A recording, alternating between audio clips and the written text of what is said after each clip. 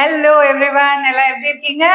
டே 9க்கு வந்துட்டோம். Wow, 8 days complete பண்ணியாச்சு. இன்னும் 1 மோர் டே.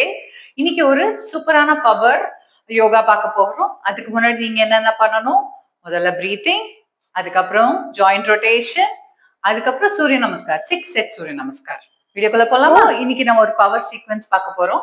இது இப்போ நான் ஸ்லோவா உங்களுக்கு செஞ்சு காட்டுறேன். நீங்க இதை கொஞ்சம் ஸ்பீடா இல்லாம நார்மலா பிரெத்தோட பண்ணுங்க. பார்க்கலாமா? முதல்ல டேபிள் டாப் வாங்க. உங்களோட ஹேண்ட் வந்து உங்களோட ஷோல்டருக்கு நேரா இருக்கா பாத்துக்கோங்க. அதே மாதிரி உங்களோட நீஸ் வந்து உங்களோட ஹிப்புக்கு நேரா இருக்கான்னு பாத்துக்கோங்க. இங்க இன்ஹேல் பண்ணுவீங்க. இப்போ எக்ஸேல் பண்ணிட்டு உங்களோட நீ அப் பண்ணுங்க டு அதுவும் முக்கா. இப்போ உங்களால கால் கீழே வைக்க முடியலன்னா ஜஸ்ட் இங்க வந்து பெடல் பண்ணுங்க. அப்புறம் இங்க இருந்து அப்படியே லெக்க ஸ்லைட் பண்ணிட்டு இன்ஹேல் டு ஊதும். அப்புறம் திருப்பி எக்ஸேல் கம் டு அதுவும். இப்போ இங்க இருந்து இன்ஹேல் பண்ணிட்டு லெக் ஃப்ரண்ட்ல வைங்க டு ஆஞ்சநேயாசனா. எக்ஸேல் பண்ணிட்டு உங்க கையை கீழே வச்சு இந்த கையை லிஃப்ட் பண்ணுங்க. Look your hands.